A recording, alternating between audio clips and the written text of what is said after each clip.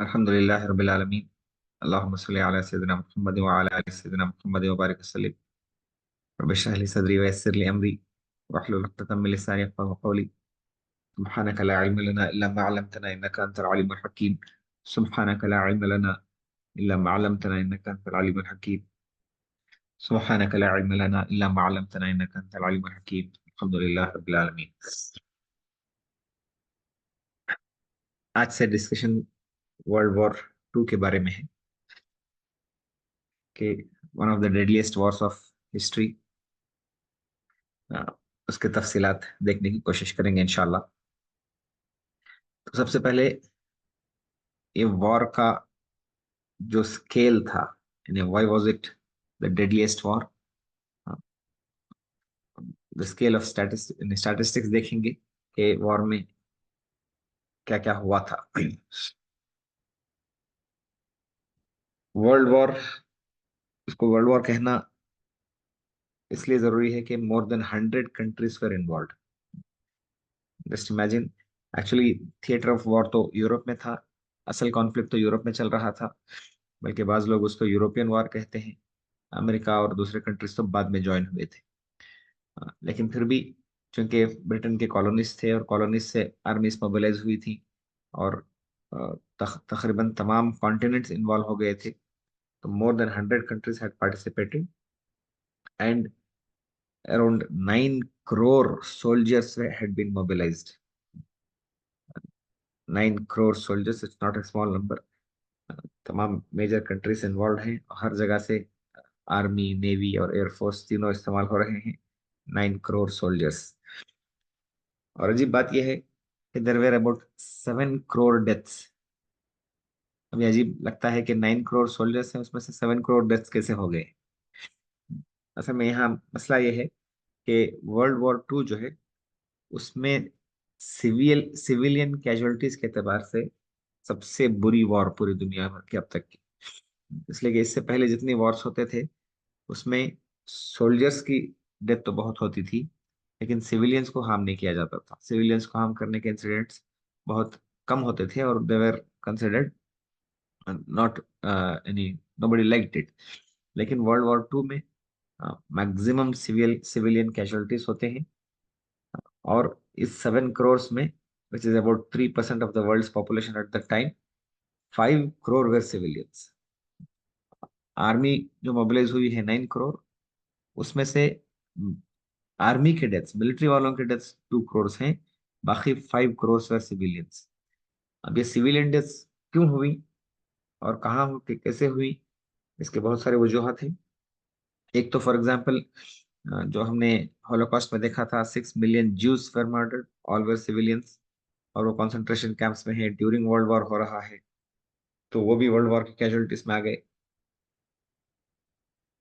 दूसरा, एयरक्राफ्ट्स जो है वो सिटीज को बॉम्बिंग कर रहे हैं, तो सिटीज के बॉम्बिंग में जाहिर बात है बिल्डिंग्स, फैक्ट्रीज सब डिस्ट्रॉय हो रहे हैं, तो वहां भी सिविलियंस मर रहे हैं। और लेनिनग्राड एक शहर है रशिया में, उसको सीज किया गया, उसको अंदर, उसको हिरासत यानी उसको महसूर कर लिया गया, तो वहां अंदर 10 lakh civilians died due to starvation. तो it is said that for conditions of warfare for the soldiers, World War one is the worst.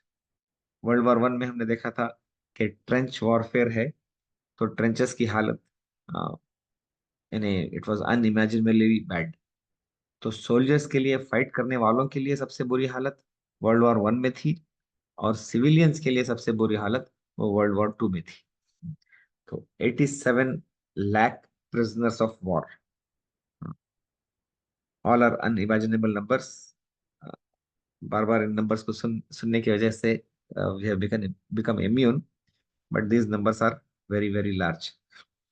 इसी तरह एक्सपेंडिचर के बारे में देखें तो जबरदस्त इंडस्ट्रियलाइजेशन हो रहा है, और पूरे इंडस्ट्रीज इस्तेमाल हो रहे हैं वेपन्स मैन्युफैक्चरिंग के लिए। कि हर कंट्री जो भी अ, अपने आप के डिफेंस करना चाह रहा है या फिर एक्सपेंशनिस्ट माइंडसेट रखता है, तो उनको चाहिए कि वो अपना आर्मी को डेवलप करें। तो जाहिर बात है they spend a lot of money on weaponry.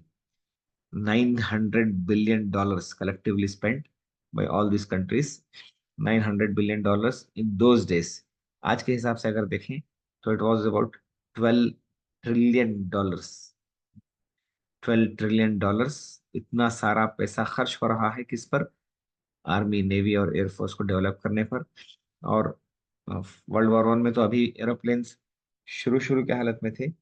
जब वर्ल्ड वॉर 2 में पहुंचे हैं तो they have become much much more better, and huge fleets of aircrafts have been manufactured by all of these countries, specially Germany and Britain, फिर US भी आगे आगे जाकर। तो 7 लाख एयरक्राफ्ट कलेक्टिवली मैन्युफैक्चर्ड, सब मिलाकर, सबके एयरफोर्सेस मिलाकर देखें तो 7 लाख एरोप्लेन्स बने हैं।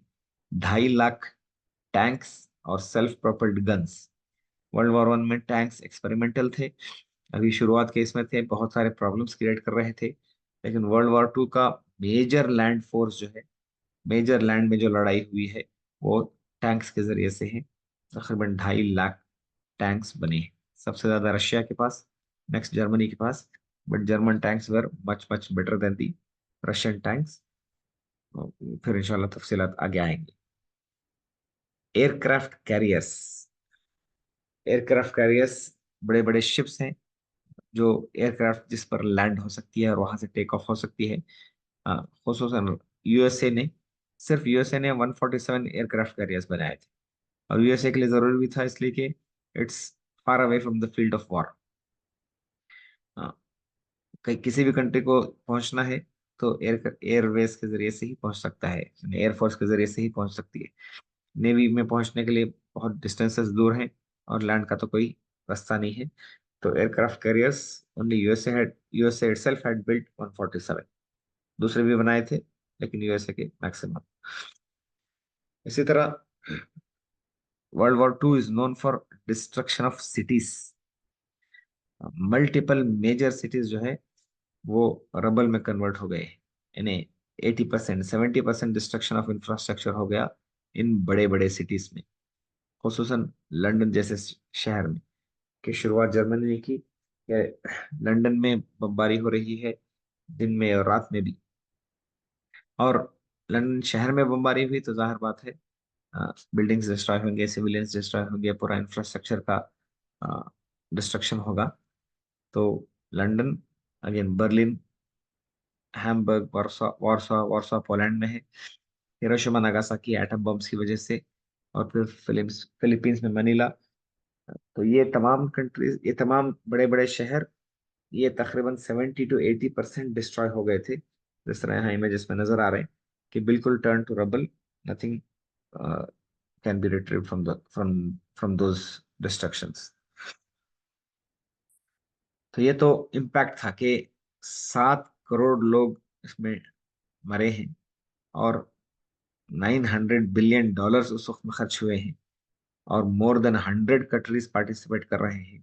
तो it is one of the क्या, it is the biggest war in the history of mankind, and it is the worst war in the history of mankind for general public. अब आपस में किन की लड़ाई थी, जैसा कॉमन नॉलेज है, एलाइस वर्सेस एक्सिस।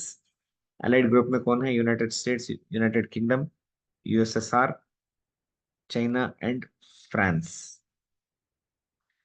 और फिर छोटे छोटे कंट्रीज बाद में ऐड ऑन हो जाते हैं, छोटे भी और थोड़े से बड़े भी, जो most of them are colonies of Britain, जैसे कनाडा है, फिर ऑस्ट्रेलिया, न्यूजीलैंड है, इंडिया, साउथ अफ्रीका और ब्राजील है।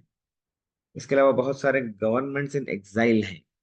मतलब क्या है कि बास कंट्रीज को शुरू में जब ऑक्यूपाई कर लिया जाता था, ऑक्यूपाई करने के बाद वो कंट्री पूरी तरह एक्सेस के पावर में आ गई, लेकिन वहां का जो गवर्नमेंट है, they use to go out of the country.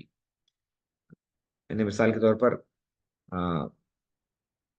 Switzerland को फॉर एग्जांपल, या किसी भी एक कंट्री को ऑक्यूपाई कर लिया गया, तो वहां की जो गवर्नमेंट है वो it's going into exile into a different country and staying there, from there they are trying to run the government. तो governments in exile from multiple countries. Opposite में एक्सिस पावर्स है, Germany led by Adolf Hitler, Italy, और फिर Japan. ये तीन तो main है। इसके अलावा उनको सपोर्ट करने वाले हंगेरी, रोमानिया, बल्गारिया और फिर फिनलैंड। इसमें भी होता यह है कि इटाली जो है, it changes sides after it's defeat in 1943। तो तीन मेन कंट्रीज, उसके अलावा बाकी के सपोर्टिंग कंट्रीज। मैप में अगर देखा जाए तो वर्ल्ड वॉर 1 में जिस तरह के थे उससे बिल्कुल थोड़ा सा फर्क है, वरना most of the countries involve are similar to world war 1 के। दरमियान में एक्सिस पावर्स हैं। यूरोपियन कंट्रीज में से जर्मनी और इटाली मेन, बाकी उनका रोमानिया, बल्गारिया वगैरह छोटे छोटे कंट्रीज। और सबसे ऊपर जो रेड नजर आ रहा है, northern most red red part, वो फिनलैंड। फार ईस्ट में अगर आए तो जो रेड पार्ट नजर आ रहा है ईस्ट में, वो जापान। और फिर जापान ने जो ऑक्यूपाई किए थे एरियाज चाइना के और मंचूरिया के, वो एरियाज हैं। और नीचे कोरिया है। अफ्रीकन कॉन्टिनेंट में जो रेड नजर आ रहे हैं, they are the colonies of Italy and Germany. वो पार्टिसिपेट कर रहे हैं एक्सिस की तरफ से। बाकी जितना लाइट ब्लू कलर का एरिया है, वो सारे एलाइज हैं। और most of them in Africa, Australia, New Zealand, they are all colonies of Britain. तो ये आपस में belligerents, they are the ones fighting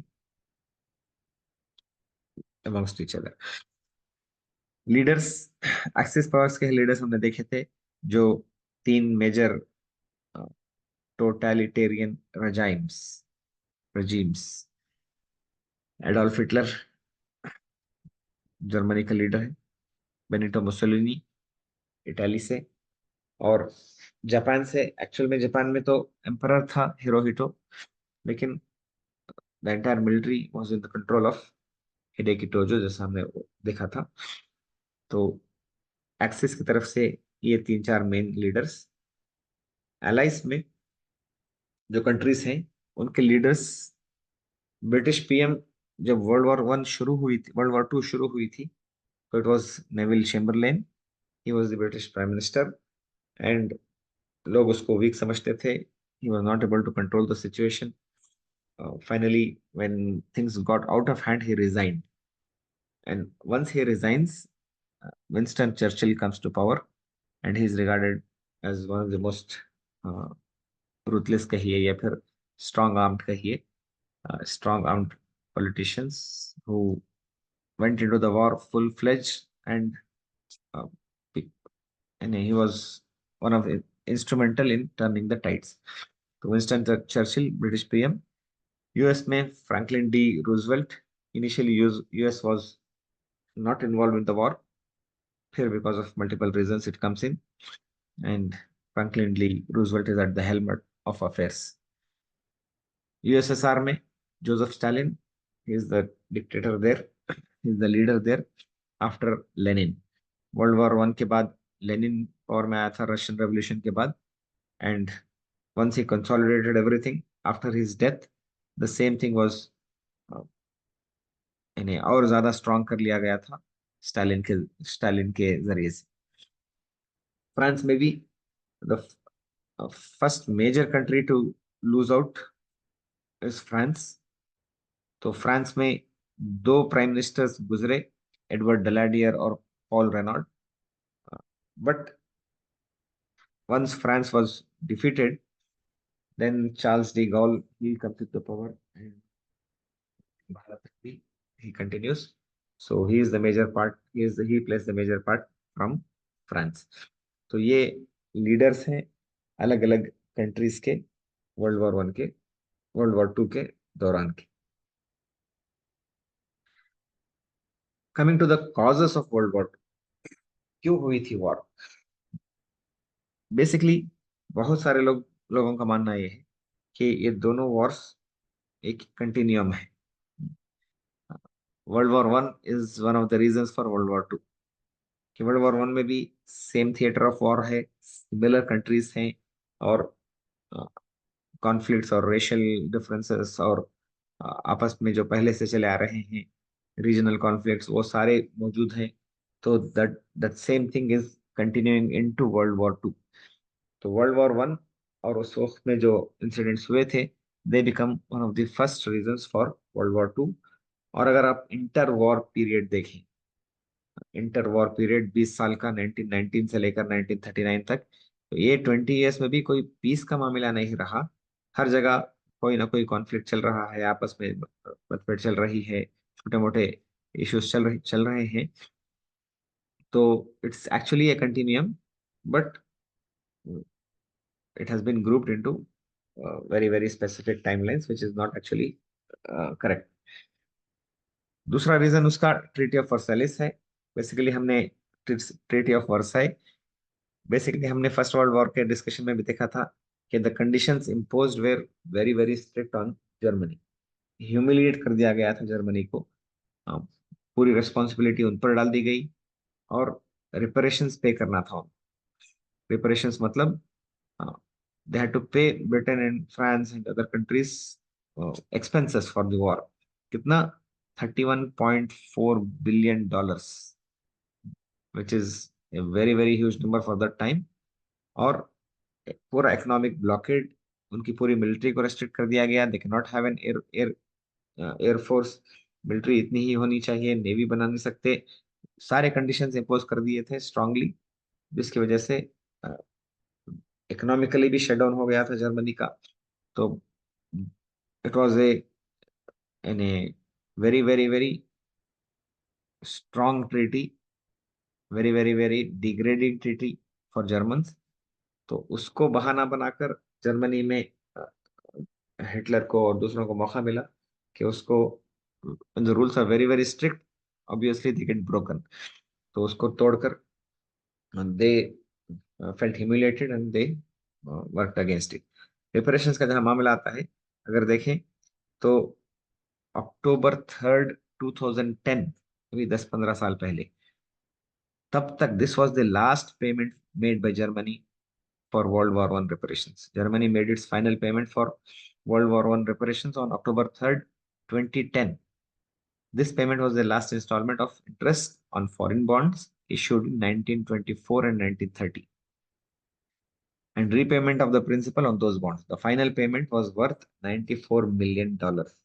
यानी 1924 से लेकर 2010 तक रिपरेशंस पे करते आ रहे हैं। दरमियान में गैप हो गया था वर्ल्ड वॉर टू की वजह से, और वर्ल्ड वॉर टू के थोड़े दिन बाद तक, फिर उसके बाद वो ईस्ट जर्मनी वेस्ट जर्मनी का मामला हो गया था, तो थोड़े पे कर रहे थे, थोड़े नहीं पे कर रहे थे। बहरहाल whatever it is, the final payment has been made in 2010, 20 years after East and West Germany united. So that was the severity of the uh, Treaty of Versailles. फिर तीसरा रीजन, टोटलिटेरियन regimes। तो dictatorship बन गई है, और they have become militarily very very powerful, and they have started occupying adjacent countries. Economic instability became one of the reasons for these regimes to come up. For example, Hitler के rise के लिए depression is also, great depression is also considered to be one of the reasons. दूसरी बात ये हुई थी कि hyperinflation. ये हाइपर इन्फ्लेशन क्या है कि प्राइसेस राइज होते हैं। मिसाल के तौर पर पेट्रोल का प्राइस साल यानी कई साल पहले, यहाँ 1-2 डिकेट्स पहले 40 रुपए 50 रुपए था, अभी 100 रुपये 110 रुपये हो रहा है। तो this rise in prices is inflation. Inflation के डेफिनेशन में और उसके तफसीलात में नहीं जाऊंगा। तो ये जो होता है, ये करेंसी प्रिंट करने की वजह से। अब जर्मनी पर जब रिपरेशंस डाले गए वर्क ट्रीटी में, इतना इतना पे करना है, और जर्मनी के अंदर लेबरर्स भी हैं, उनके सैलरीज भी देनी है, खर्चे हैं, तो the government started printing money. सबसे आसान तरीका है, आपको 1 करोड़ रुपए देना है किसी और कंट्री को, तो पैसे प्रिंट करो और दे दो। That was exactly what was followed in Germany. They started printing money indiscriminately. तो जाहिर बात है, जब पैसे प्रिंट करेंगे तो पैसों की वैल्यू गिरती जाएगी, और एक हाइपर इन्फ्लेशन का मोड आएगा। Finally that currency will collapse and it will become worthless. It will not even be worth the paper it is printed on. तो जस्ट यहाँ देखें 2-3 स्टैटिस्टिक्स के prices were rising out of control. A loaf of bread 250 marks, marks वहां का currency था। 250 marks जनवरी में है 1923 के, बट उसी साल के नवंबर में it it has become 200,000 marks, यानी unimaginable price rise that workers had to be paid twice a day. क्यों? इसलिए कि सुबह में जो पैसों की वैल्यू है वो आफ्टरनून में नहीं है, लंच टाइम तक वो वेजेस वर्थलेस हो जाते हैं। In US dollar was 4.2 trillion German marks. By November, $1 was 4.2 trillion German marks. तो अनइमेजिनेबल हाइपर इन्फ्लेशन ऑफ पूरी करेंसी कोलैप्स हो गई। This also became one of the reasons for Hitler and those type of parties to come into prominence. League of Nations बना था war को रोकने के लिए, बट टोटली फेलियर था, इसलिए कि उसमें यूएस पार्टिसिपेट नहीं कर रहा है, जर्मनी पार्टिसिपेट नहीं कर रहा है, रशिया पार्टिसिपेट नहीं कर रहा है, तो इट फेल्ड। और जैसे मैंने कहा, इंटर वॉर पीरियड में already these regimes had started annexing countries. Germany was thinking that Germany is for the German race, और ऑस्ट्रिया में भी बहुत सारे जर्मन हैं, तो दे annexed Austria without even any war. तो ऑस्ट्रिया में पब्लिक ओपिनियन लेना चाह रहे थे, लेकिन the army moved in, German army moved in, and Austrians they gave up, and entire Austria was annexed by Germany even before the world war started. फिर Czechoslovakia में भी इसी तरह हुआ कि they started annexing, but people intervened and उसका थोड़ा सा हिस्सा जर्मनी ने अपने अंदर ले लिया, जो सुडेटन लैंड कहा जाता है। इटाली ने भी इसी तरह नॉर्थ अफ्रीकन कंट्रीज में एक्सपेंशन शुरू किया, जापान ने भी एक्सपेंशन शुरू किया मंचूरिया और चाइना में अटैक करते हुए। और finally the trigger point was Germany attack Poland. This is considered to be the beginning of world war 2 के ऑन September 1st। अभी September 1st होने वाला है, दो दो तीन दिन में। तो इट इज कितने साल हो गए, 61 + 24, 85 years since World War II started। Germany occupied Poland. Actual war में क्या क्या इवेंट्स हुए थे वो इंशाल्लाह नेक्स्ट वीक डिस्कस करेंगे। अल्लाह ताला समझने की तौफीक अता फरमाए। आखिर दावाना अनिल हम्दुलिल्लाह रब्बिल आलमीन।